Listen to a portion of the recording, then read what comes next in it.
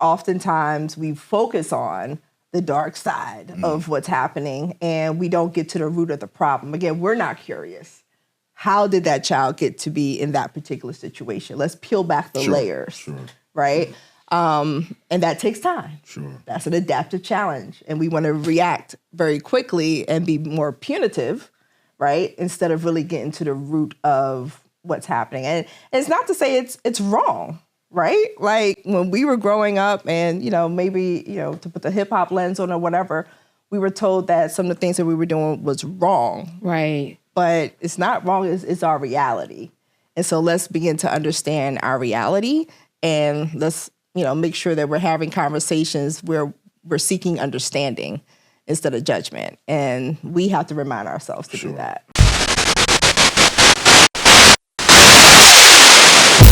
Welcome to Not All Hood. Every school has a culture, but sometimes that culture needs to be changed. This is something Jamila Sams knows all too well. She's an educator and advocate dedicated to empowering students. She's founder and CEO of We Do It for the Culture. She says she leverages hip-hop culture because it's a universal language, and she created a hip-hop social-emotional curriculum that's used in dozens of schools. It's rooted in storytelling for students from the 6th grade to 12th grade. Jamila is bridging a wide gap in the system, transforming young people through music. And she teaches other educators how to close the gap and speak the language of the next generation. Join the conversation. Jamila Sams, what's good? Life is good right now. You gotta choose joy these days, Malcolm. Man. You gotta choose. That's it right there. We love that here. Yeah. Because you can easily get caught up in the non-joy path. But when you turn off the news often, the joy will start coming back. Right. Happiness is a choice. It is. Yeah. Happiness is a choice. Yeah. Wow. You want to go with? You know what? I just want to go with her joy, really. I think we all settle on joy for what's good. Yes. And what's crazy is that whenever this is shown, that message is still going to be relevant. We're still going to be talking about some of the same things that, that's not what the show is about. But that's why acknowledging joy is good. And like you said, it's a choice. Yeah. It is a choice. And sometimes it takes a little more work.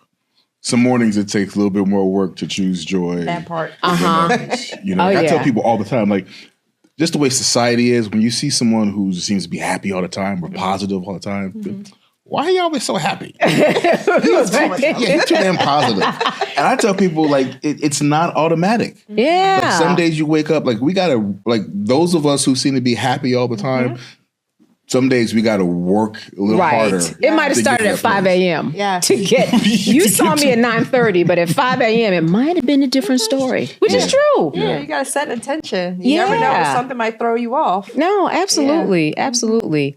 I love that about you because you need joy in your field. That's, if you are working in education these days, you have got to have a certain level of positivity because the kids are going to pick up on every single thing that you do. I remember once I did an exercise. I can't remember if I told the story before, and it was a memory exercise. I teach journalism. It was recounting facts. And I said to them, all right, I want you to recount everything that's happened from the beginning of class to now. And a lot of the notes said, Professor Kelley wore black as usual. And I didn't realize that. But it was because of how I was feeling. I was like, they told me I had to get some colors that week. I did not realize I was wearing, look, as we mostly wear black here, but it was because of where I was at that time. So the students will tell you. You gotta have fun with them. Yeah. I never forget, I tell this story when I first started teaching. I was only 21 years old. And I had finally gotten my class just to be quiet for a second. And so it was like, you could hear a pin drop. And I'm at the board and I'm doing something. And all I hear from behind me is, Shabba. And I just started dying laughing. That's funny. And if I say Shabba, you can tell how long ago that was. Right. But it's those moments where it's just like, you know what? We're all human. That's right. You all are just, younger humans than I am. And let's just have some fun with this. Yeah. You have that part. I wish teachers had more of that attitude, right? Because there always seems to be this barrier between I'm the teacher, you're the student, and there's this thing in between us that keeps us from actually relating as human beings. What do you think that thing is, though? Because there is that unspoken. Yeah, please. That's why we're here. That is a thing. Yeah. It's white supremacy. She went straight to it. That is what it is. Can you unpack that? Yeah. We were always taught that there is some level of hierarchy in education. Like this person is always going to be superior to you. And that's not the case. There's so many things that we can humble ourselves to learn from young people if we just allow that space to be created in our classrooms. Like they teach me more than I ever probably am able to teach them.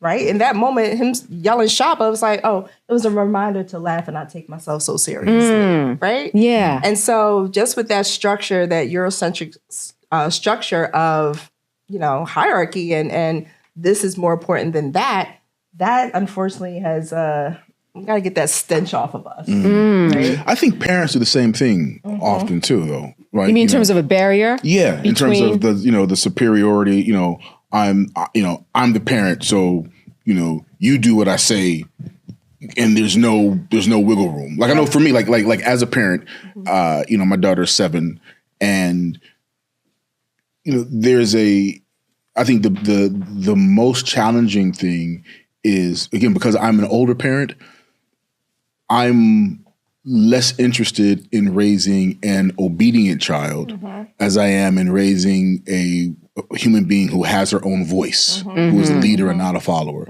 And so there is a lot of allowance for expression, for Look. And and sometimes I'll be like, child, do you know? Look, we got to check in on him when she's 17. But at 7, I already know what 14 is going to look like. Yeah. But also, we're giving her, space to express herself.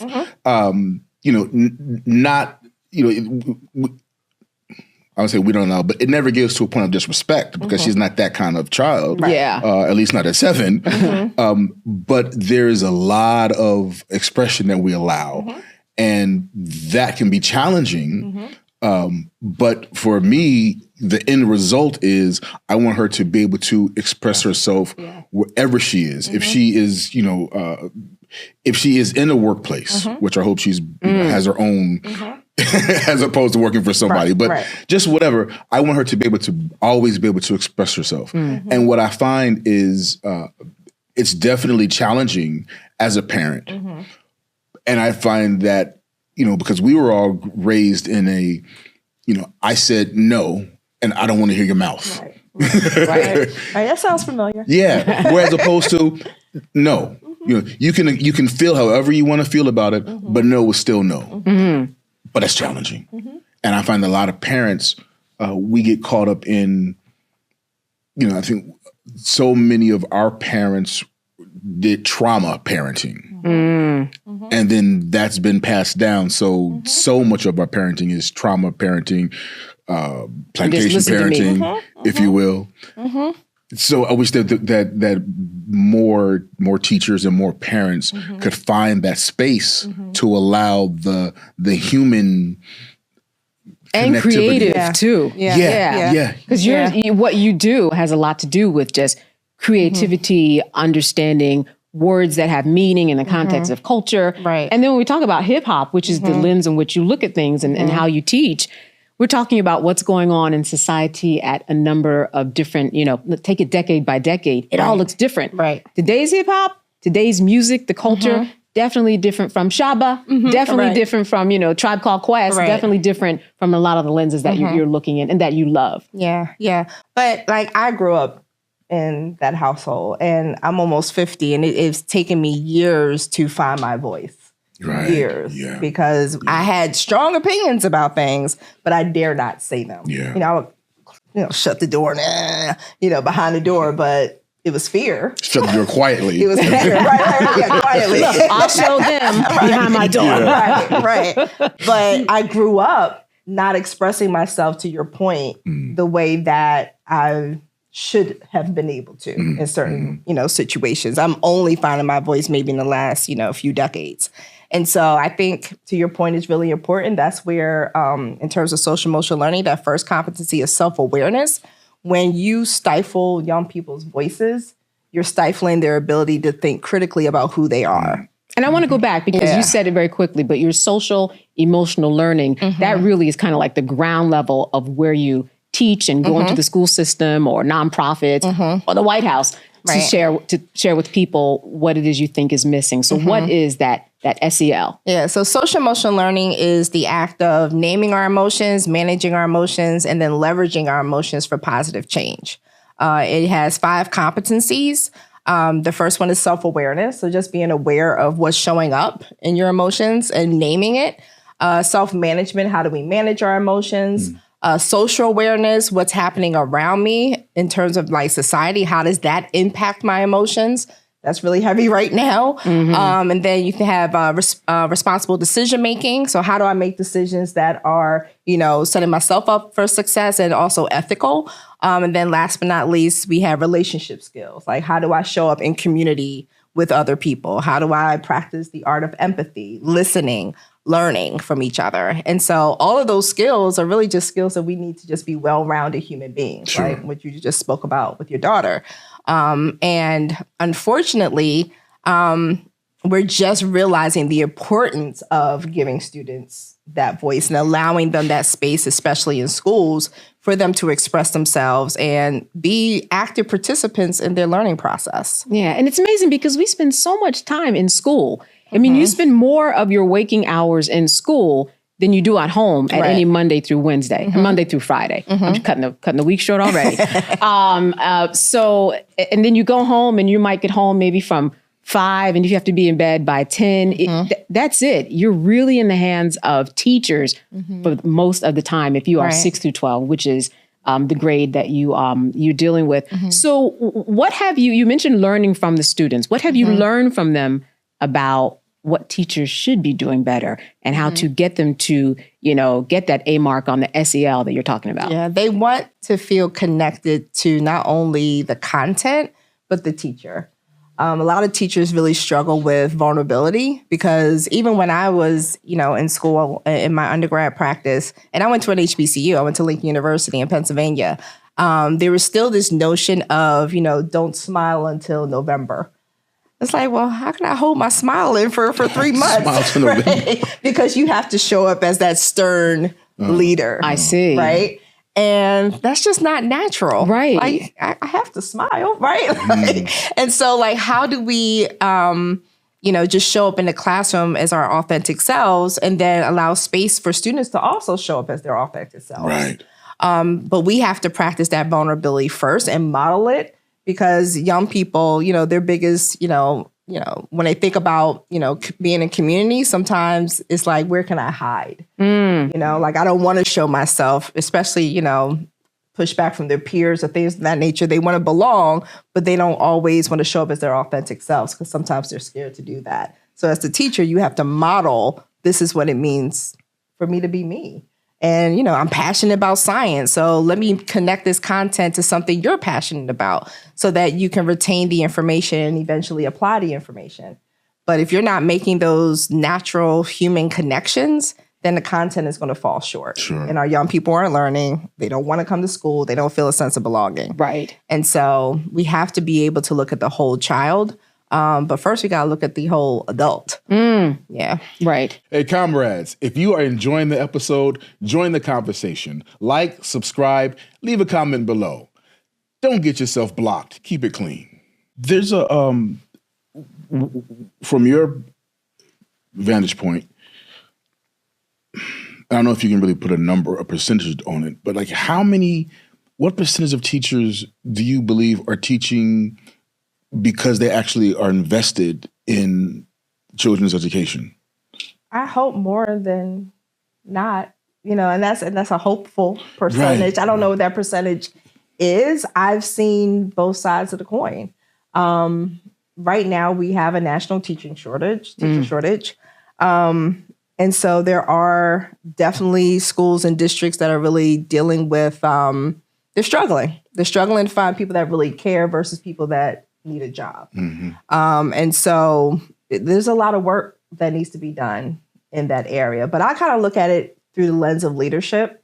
When you have really strong school leaders, they are grounded in values.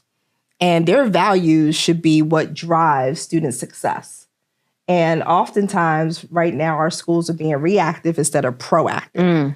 And so if you are a proactive leader, you have values that are important. Those values could be love, it could be respect, it could be excellence, right? You set the standard for your building.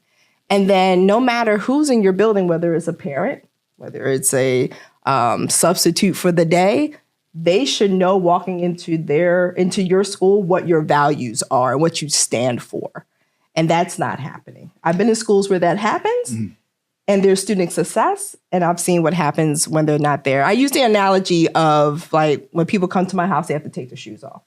So if you are on the second floor and I see you with your shoes on, it's not your fault because I never communicated to you, you have to take your shoes off in my house, right? I never communicated to you what my values were and my standards are.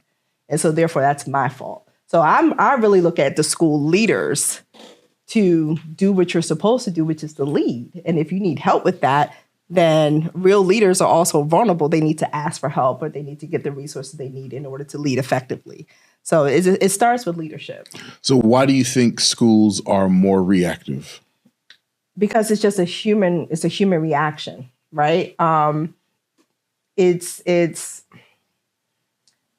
sometimes there's so much going on, all you can do is react, right? It takes more time. So there's adaptive challenges and then there's technical challenges, right? Okay. Adaptive challenges take time, right? And so in order to address some of those issues that you may see, you may need to do a lot of adult SEL work, right? And adults, as they say, you can't teach a new dog new tricks. It takes a long time to get adults on the same page, right? And so those are adaptive challenges. And I think the reaction comes so quickly because we're trying to take adaptive challenges and solve them with technical solutions.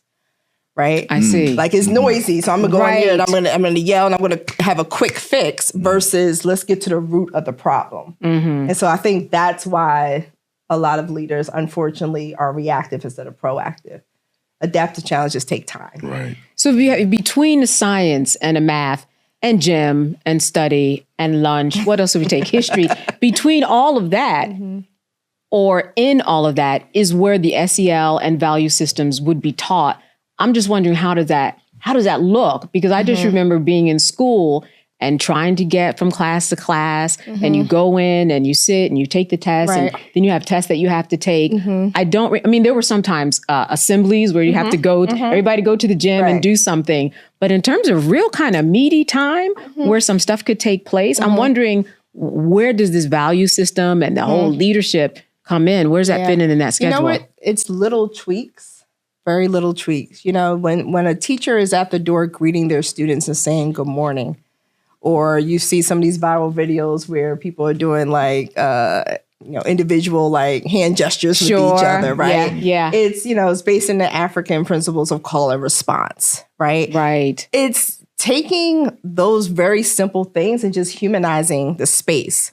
And so what's happened with social emotional learning is really just being human. But what we've done is what we do in America all the time is we try to operationalize everything and we try to make it deeper than what it is. It's really just being human, people. Say good morning to the kids when they come in, right? Right. Greet them at the door. Ask them how their evening was. Get to know their families. Have opportunities to bring the whole community together. Like those are things that should just come natural. Yeah. And when I do see that happening in schools, because I have seen stuff online and news reports, then you really get to, you say, as the crux of the problem, maybe this child doesn't have clean clothes. Like it opens up a lot of talk, or maybe they're not fed well at home. They're hungry, so that it changes a whole bunch of things that you need to do in the school in order to have a better functioning student. Exactly. And you're right, that can't happen with the barriers that you're talking about between teacher and student.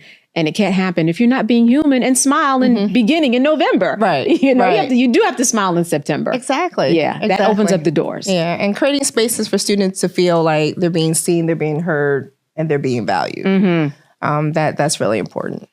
Now, earlier we were talking about, which I wasn't aware of, the advisory period that some schools have. Can you talk a little bit about that? Sure. So advisory is like an intentional time of the day where teachers can kind of take off their traditional teaching hat and serve as like a mentor or a coach to a group of students.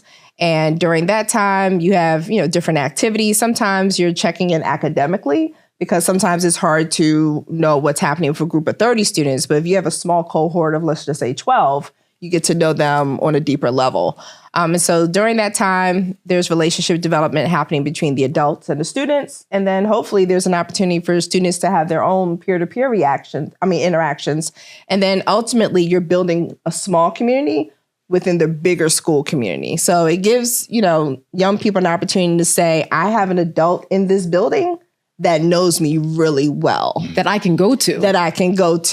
Right. And usually that advisor, if it's structured, the way it's supposed to be structured, that advisor also knows that cohort of students' families really well. So it becomes, a family within the bigger school community. And that advisor is one of the teachers? Yes, typically is one of the teachers. So in my school, when I was an administrator for a middle school in Baltimore, every single person had an advisory. So the secretary had an advisory. You name it, if you were a part of the school community, you had an advisory. But is that typical of schools these days? It's not typical. Oh, okay. I was like, wait, this is new to me. Yeah, I hadn't heard about that either. Yeah, it's not typical, but it happens. Sense. Yeah, more often than not, especially during the pandemic when, all of our students were home and they just needed to have a sense of community. And so a lot of schools started to adopt this advisory model online on Zoom and, students were able to build connections that way. But we wanted to make sure that there was human connection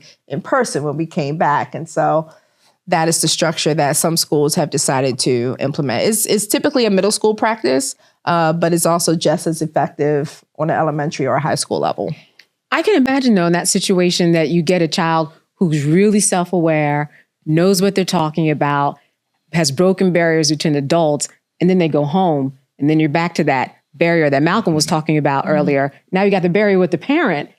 I'm just trying to figure out how that might happen for a student who has both of those going on, where they can talk to adults really freely at school and they feel safe, but then at home, there's that barrier and hierarchy again. So what do you do? I'm thinking about the parents, I guess, in all of this and how all of that works in. Yeah, it's happened, but it develops over time. And that's, again, where you build those relationships with families and you don't put down, their reaction because, again, a lot of that is generational, right?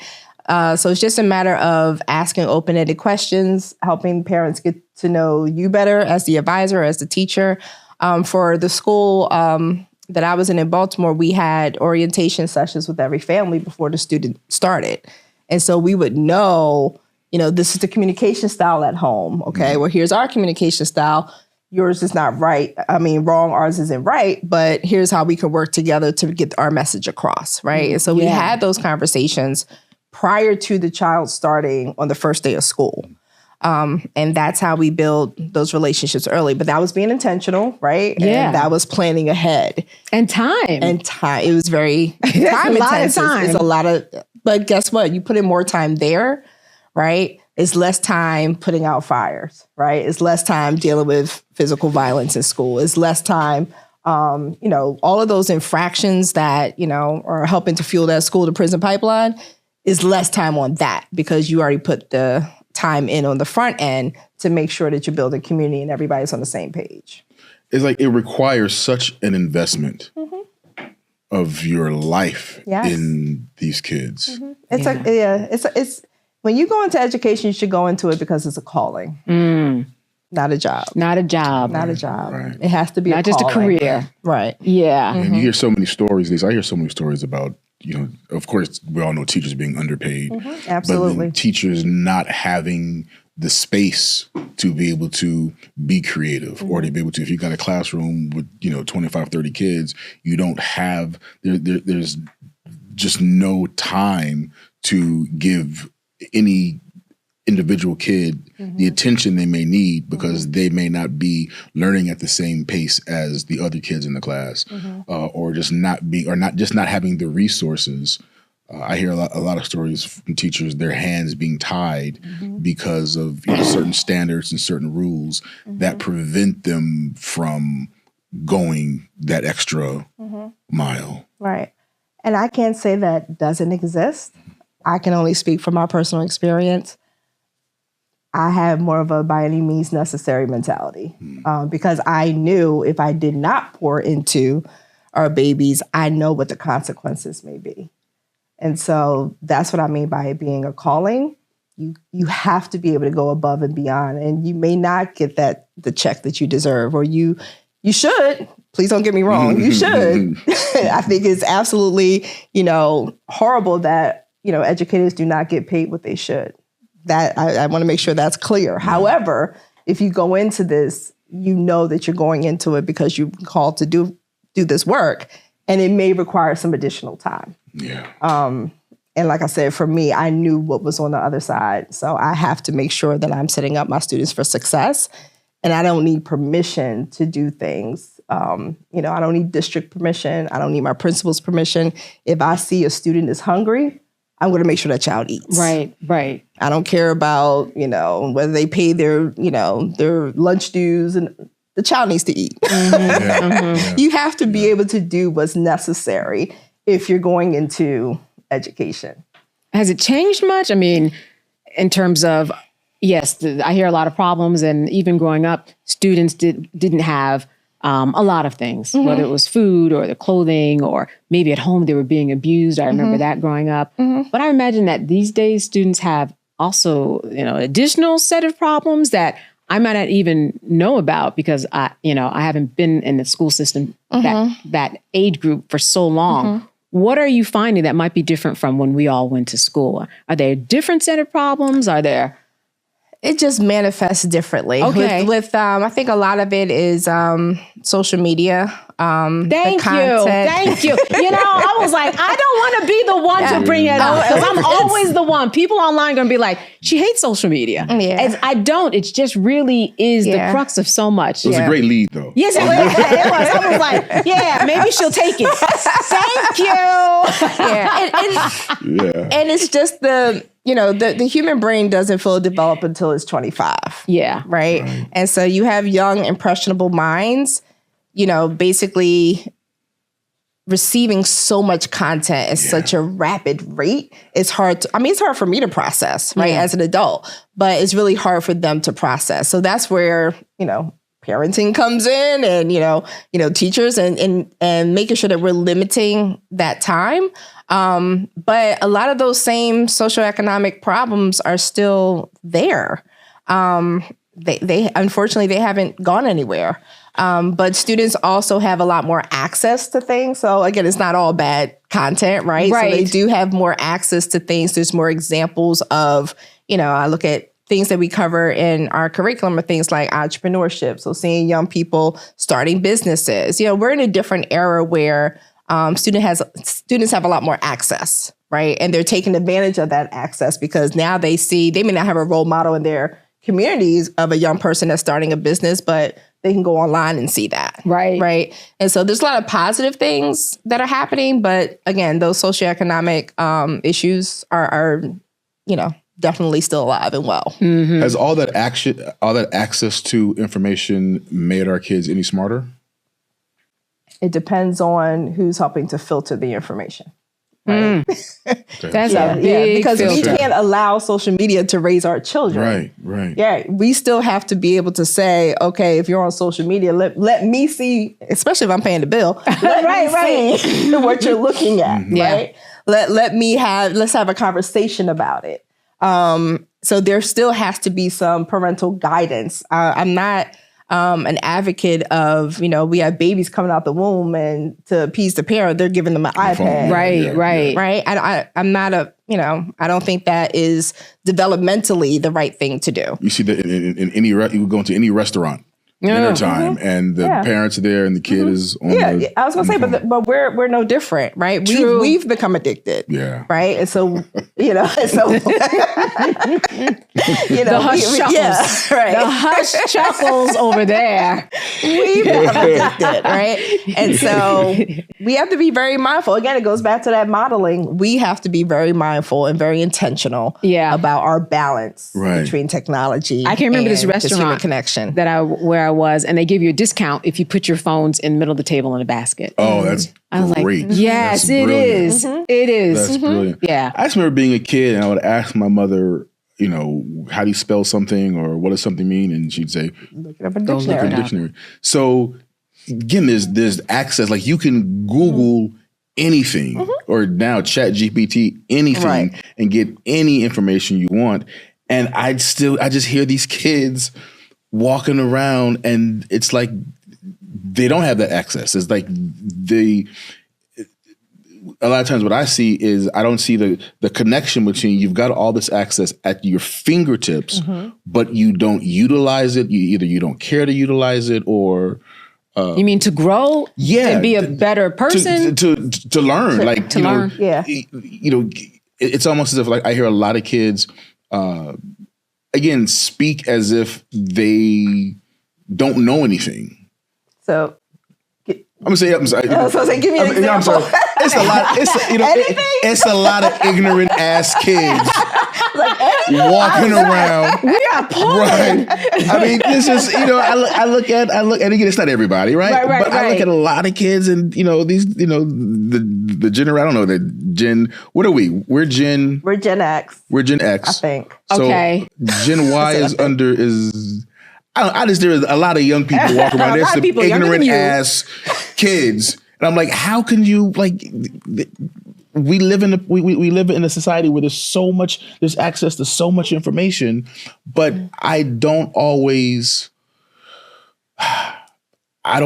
see the result of that, and so I'm thinking because as I'm saying that, I know I'm generalizing because. At the same time, there are kids who are outstanding. There are kids who are outstanding. And again, I'm catching myself. Right. I guess I'm feeling like a parent or like a dad, like a dad of a 7-year-old. These young whippersnappers, right? But I think about like kids. I think about like the world that my daughter's going to grow up in. And just that generation, and maybe it's. Our parents and grandparents thought our generation was dumb. Yeah. It goes back to exposure. Yeah, I think it goes back to exposure and curiosity. Yeah. Like replace judgment with curiosity. Yeah. Oh, please, yeah. Yeah, absolutely. Yeah. What are we inspiring them to be curious about? Sure. Right? And, I used to have this rule, ask 3 before you ask me in the classroom to get them to have agency to find out the answer, at least attempt to find out the answer before you come to me. So it's just challenging students to be curious. Use your resources to find the answer because, to your point, the answer is at their fingertips now. Literally. Right? Remember we grow up, you say, you've got the world in the palm of your hand. Now you literally do. Yeah. Literally. Yeah. And so it's just a matter of pushing that critical thinking. Like, I think about ChatGPT. It's only as good as the questions you ask. Amen. Right? We were talking about that yesterday. Right. And so teaching our students to have, curiosity and critical thinking skills is what's going to help them to thrive because we're beyond surviving. Right? We've been doing all right at that. We need to thrive. And so to push it up a notch, we have to make sure they're being critical thinkers and we have to be preparing them for what's happening now. Like we live in a country where we are literally banning Toni Morrison's The Bluest Eye. Meanwhile, in Japan, they have trains that are levitating. Right. And, they go faster than a bullet train, right? Like, we're so behind. And not just our kids. I'm talking about, African-American students. I'm talking about just American kids. Yeah. Right? Yeah. We are ranked 35th in the world, I believe, for literacy. like we have a lot of work to do. So curiosity, critical thinking, challenging students to, fact check, right? Wow. We're in a world where fact checking is now obsolete. You can say what you want. Yeah. So we have a lot of work to do. And I think that, back to your point, we can't judge. We have to be curious and ask them questions to get them to think.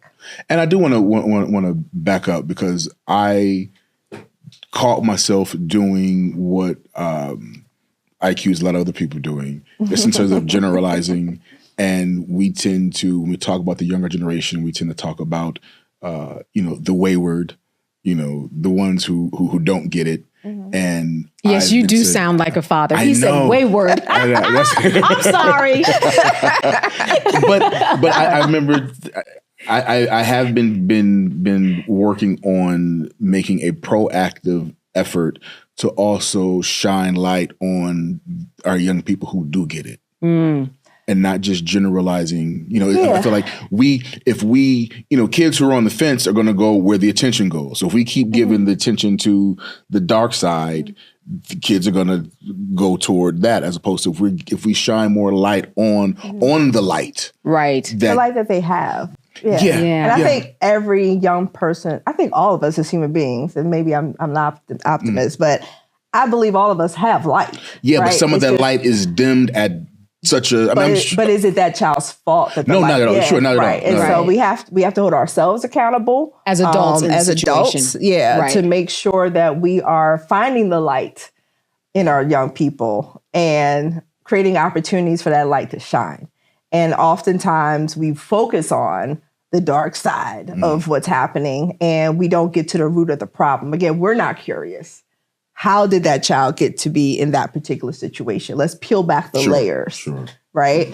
And that takes time. Sure. That's an adaptive challenge. And we want to react very quickly and be more punitive, right? Instead of really getting to the root of what's happening. And it's not to say it's wrong, right? Like when we were growing up and, maybe, to put the hip hop lens on or whatever, we were told that some of the things that we were doing was wrong. Right. But it's not wrong, it's our reality. And so let's begin to understand our reality, and let's, make sure that we're having conversations where we're seeking understanding instead of judgment. And we have to remind ourselves to do that. And I'm sure you see a lot of kids whose light have been dimmed, if not snuffed out, at such a young ages. I've always been intentional in finding that light, whatever it is, right? So even if they're fighting and they curse somebody out, I might see them, skateboarding after school, and I may have a conversation. I don't talk to them about who they cursed out or the fight they had 3 weeks ago. I may focus on, man, you just killed it with that skateboard, right? And so I may talk to them about that, because a lot of times when those things are happening, I'm putting a wall up because this is what you expect me to do. Right. You expect me to curse you out. You expect me to fight. And so I'm going to give you what you're looking for, right? Because now the attention's on me because that's all you see as opposed to my light. And so we have to reframe how we show up in our young people's lives. And we have to be intentional of seeking that light. Well, in terms of how you seek the light and how you get it out, especially through the lens of, hip hop and something that you said when we grew up, there were all types of, remember what did they say growing up about hip hop? One, I remember they'd say, and this would be the media or parents or academics, it was fleeting, not going to last that long. It was divisive. It was, but really, as you said, it was the reality that was being reflected in culture and what people were doing, and that's how it became such a big thing. And that's where we are now. It still reflects our culture and the reality that we live in. I still say Auntie Dolores was right. So see Dolores Tucker. It's funny. I'm gonna get a T-shirt that says Auntie Dolores was right. So do you think her methods were right? No, I mean, of course she was. Of course we all figured, she's an old lady. She doesn't listen to hip hop. She doesn't really understand. So, of course, now as an older person, understanding that you can have a certain message, but if you're not communicating in a certain way so your audience can understand it, your message is going to fall short. Even who she was aligning herself with at the time. She was aligning herself with a lot of white politicians around hip hop and rap at that time, as opposed to, again, being curious to get to the root of, why is NWA saying F the police? Let's get to the root of that. Let's have a conversation about that. But that's just one part of it. But I had the same tug of war with C. Dolores Tucker now as I'm in my 40s, right? And I feel the same way. I see what she was trying to do, and I actually agree with that, right? We have to call how. It's the how that I feel as though she fell short. But now that I'm an adult and I'm listening to some of the things, I'm like, oh yes, she had a point. Sure. Yeah. She had a point. She had a point. She had a point. But it's the how, and it's getting to the root of where these things came from. Right. And I feel like that's the part that's missing. We're only looking at the surface level. I get that. I get that. The how is crucial. Yeah, we didn't get here by accident. Yeah. Right. It's very intentional. Lots of systemic policies, got us here. Yeah. And so we have to recognize that. Yeah.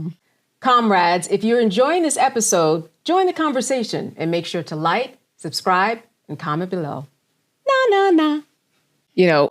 Whether it's Nas or Rhapsody, I'm sure you can fill in, who have curriculums in college, and they're being represented. They have scholarships. Rap has changed in terms of how it's being acknowledged. But how do you find a space for you to say, okay, I'm going to select this particular rap and then use that and go into the school systems? And I imagine there has to be a lot of research to try to figure out what's good, what's bad, especially today.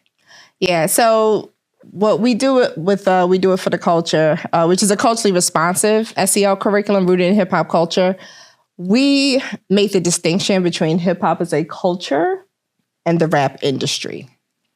We make the distinction. Gotcha. Okay. Hip hop culture is rooted in storytelling. Hip hop culture is rooted in those 5 elements of hip hop. Yes. Hip hop culture is rooted in community and activism, empowering us to do better and to mobilize. What's happened is, just like so many things in this country, it's been capitalized upon, and it's been watered down, and it's been diluted. And what's happening now is we do have messages within the rap industry that are promoting violence, that are promoting misogynistic, views, that's promoting homophobia, that's promoting, drug use. That's there because it sells, right?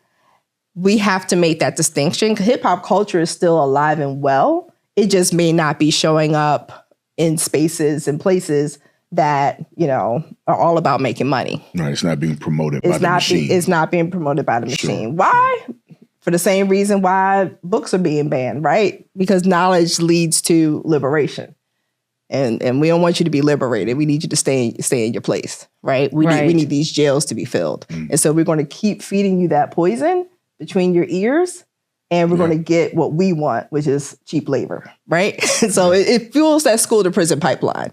And so what we promote is all the things that society won't promote, right? So we'll extract content. We use YouTube typically, and we'll curate content that is positive. We'll curate content that is causing students to think, but we also meet them where they are, right? Our young people, I remember students say Jay-Z was Beyonce's husband. Like, this is, like they don't see Jay-Z as this pioneer, one of the pioneers of hip hop or anything. It's Beyonce's husband, right? Old. I feel real old right now. So we have to meet them where they are. Yeah. And so, there are times where I'll extract things that are happening, that music I will not listen to, right? I wouldn't want my nieces or anybody else like that to listen to. However, there are a lot of young people that are listening to, lyrics that are very damaging, right? But we'll try to find the lesson in that. So, for example, you recall the RICO case with Gunna, right? Yes. That's been in the news a lot, right? So we were able to take a news segment about that, not any of the music, but a news segment about that, and have a lesson where students are debating, should lyrics be used in a court of law? Like, right? And so now we've taken something that all the students know about it, right? But now we made that particular situation, we turned it into a civics lesson. So now students are definitely paying attention more. And they're definitely paying attention more, right? So now they're having a civics lesson. They're being critical thinkers. Like, should it be used? If so, why? If not, why? And they're having a formal debate. But now they're engaged. Right. So it's less about gonna, it's more about getting your point across after doing some research. Yeah. And so again, meeting them where they are. But then also it's like putting the broccoli in a cupcake, right? right. I'm gonna slip you this cupcake, but there's some vitamins in there, right? And so it's just a matter of, just being really creative. And so that's what we try to do. We try to curate content that students can relate to, but there's a message there. What other examples can you give about how to teach critical thinking? Asking critical thinking questions. Questions where your students can't just answer yes or no. They have to actually think. They have to push back. Oftentimes, allowing teacher egos to subside and put that aside and learn from your students. Like allowing students to teach a class with you, right? Those are things that can happen if you just invest in that. So critical thinking is so important across the board when it comes to, emotions. A lot of times, so my company is named Go to Miss Sams. Why? Because that's what I would hear from teachers. Get out, go to Miss Sams, right? But it's like we're so quick to give students the answer or give them the out instead of having them think through. Yeah. Okay, so, what is it that caused you to react that way, right? Name the emotion that popped up for you. How do you think what you just did not only impacts you, but the people around you, right? So critical thinking is asking those open-ended questions to push students to think. But we're so quick, again, to just give them the answer, give them the out, dismiss them, right? Get out of my face. I got more things to do. You need to go deal with that with somebody else, and so they're not able to build the agency on their own. And so the same thing happens in content area classes. Give them the responsibility to find the answer and give them the tools to find the answer and push them to do that and have them push back on some of the things that you may say, right? So even like when Jay-Z says, don't listen to everything I say, do the research, find out yourself. It's the same thing. We have to be able to push that on our students and not be afraid to do that. So I can see how a Go to Miss Sams would happen.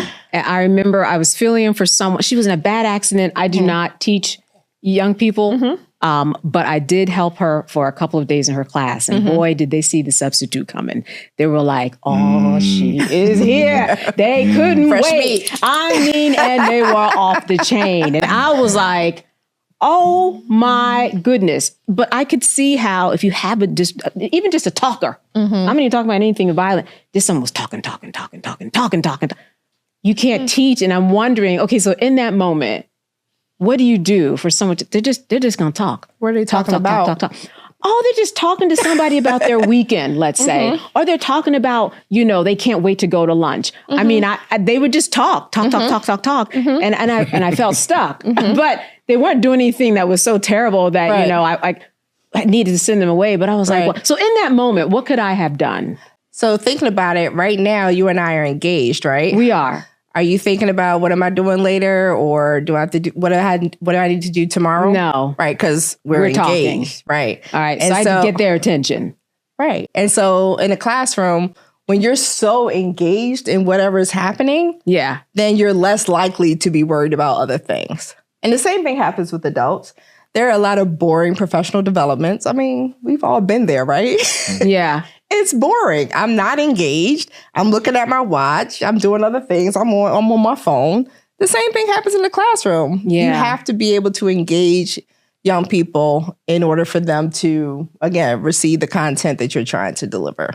Now, the part B about that is that when they were talking, and just disruptive. Again, I knew it was because they saw the substitute coming, and they were just playing with me. I could see, but there were two students, and I knew by the way that they were dressed that they were either brought in an international home or they weren't American. And sure enough, they said, "Question," and I said, "Yes." No, they just have something to say, and it was two girls. They said, "We just want to say we are not like any of these students in here." I was like, "Oh my goodness." This is not how, this isn't how we act. They wanted to make sure that the way we were brought up, we don't act like them. And that we are separate. And it felt like she was saying we're separate and above them. And I thought, that's very interesting because culturally she was just brought up in a different way. So I would imagine that plays into it too. Just we're going back to the parent, back to the culture. How do you function inside a school? Because we know those people who come from the Caribbean or African, you aren't messing around in school. You are not messing around in school. So question though. So back to Candace's case about being in class. So is it that she was not engaging the kids, and that's why they were talking? Is that? Yeah, I'm not saying you're a bad substitute. You are correct. No, you are correct. Okay. Because really, it was she got in the accident so quickly. The prep, they do send you with a. Sometimes nothing. And just sometimes go in there. Right. They just need to be babysat. Exactly. Oh no, there was really no structure and they saw me coming. It was all waiting to happen. I was bracing myself. Right. And I didn't know what to do. It wasn't enough preparation to do that, to engage. And you did the best you could. I did. Someone should have told me. Someone could have at least told me, when you see Jamil, he's a talker. And that's not his name. Or at least some warning that it was to happen too quickly. But I trust me, even when I opened the door, they pushed those seats back. Literally, they were excited. They were like, "She's here." And they probably just wanted to get to know you. That's true. I didn't feel, I was like, I feel them messing with me. Oh, I see. They just wanted to get to know you. Yeah. Oh, wow. You want to come substitute teach our daughter? You know what? She's a talker. Not my age group. But what's interesting is that some of the things you're talking about, even teaching now on a college level, it's some of the same things, especially that I like what you said. Ask 3 before you ask me. Because they're all in their silos. They're all in their phones. They're all really kind of just here a lot of the time. That looking up is a really big step for them. And they don't grow out of that. And then they also still have the same problems that they have. They're just more mature in terms of maybe how they deal with it. But a lot of the same things and issues, they're still learning. They're under 25. Their brains are not developed yet. Absolutely. Yeah. It's a process. It is. Yeah, it's definitely a process. You have to, the classroom is a stage. Boy, right? Is it. The classroom is a stage. So you have to have a personality to teach.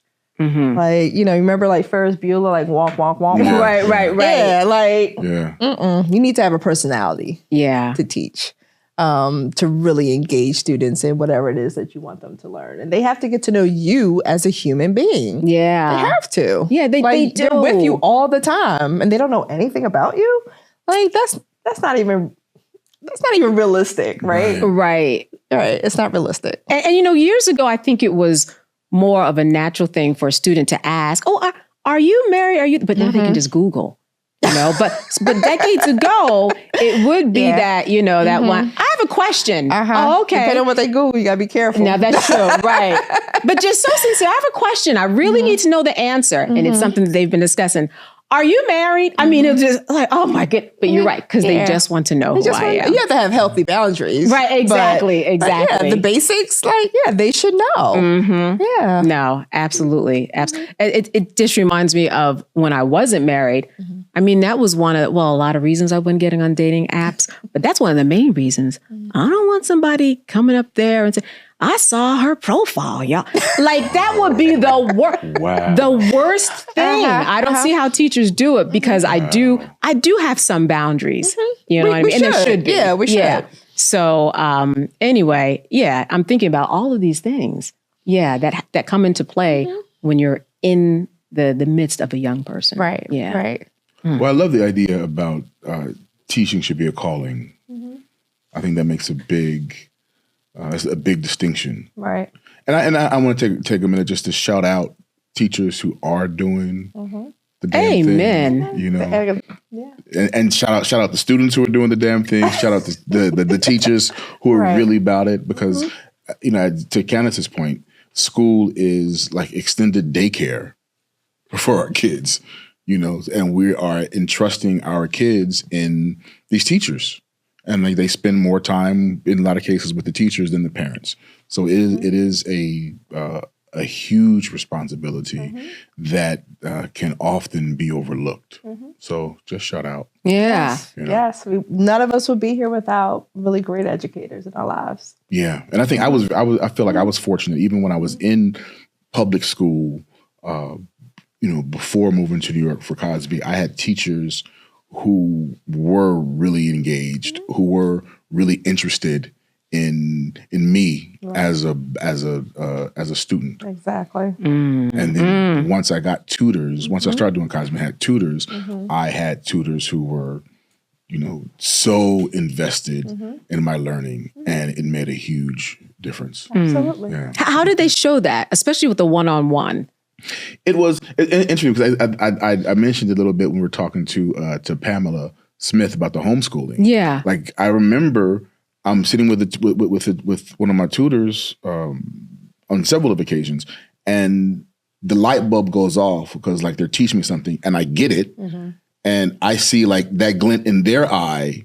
Like they I get like the aha one for me, and the pleasure that they got, and he got it. Yeah. And even just that, and again, it's easier when it's one-on-one, but just that dynamic made me feel like, oh wow, she's actually happy that I'm learning. You know, so it was a really, really cool interchange of energy. The expectation was there, right? It's like you wanted to do well because of that. Yeah. Right. Yeah. And that moment, those moments were feel good moments for both parties. Right. Yeah. And that's an exciting way. And I think that makes a student, a young person want to do more to please you when they see, right? Yes. You're like, oh, wait, the teacher was pleased. Okay, I can do more of that. Like, you know, I'm getting accolades and I'm getting validation and confirmation that what I did was good. And that's good to see in here. Yeah. It's that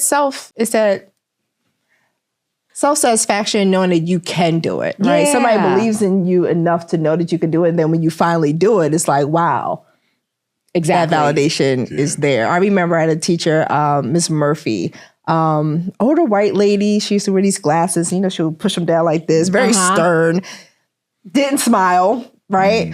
But here's what happened. We had a paper that was due, and I did the best I could, what I thought at the time with the paper, handed it in, and she looked at me, she pushed those glasses down. She said, I think you could do better. And I remember leaving that day, going to the library and working on it again, revising it. You know, she gave me some tips. I made those revisions, I brought it back, and then I saw her smile. She's like, I know you could do it.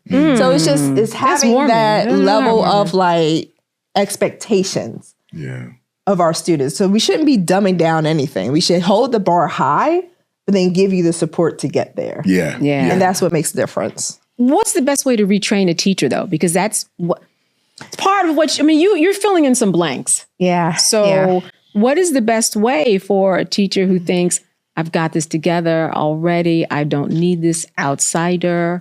I mean, I'm always learning, you know, letting them know that I'm always learning. And this is a process, and we're supposed to be learning together. You don't stop learning. You know, some people say that educators are the worst to teach, right? Because some of them think they know everything, right? But that defeats the whole point of learning. Learning is an art, right? And so it's something that should be ever evolving. And so just, again, modeling that for them. I don't go into a professional development saying I'm the expert and I know everything. I said, no, this is a group of learners, and we're going to learn from each other. And that's how I frame it. I like that learning is an art, teaching is an art. Yeah, I do that. Not all hoods.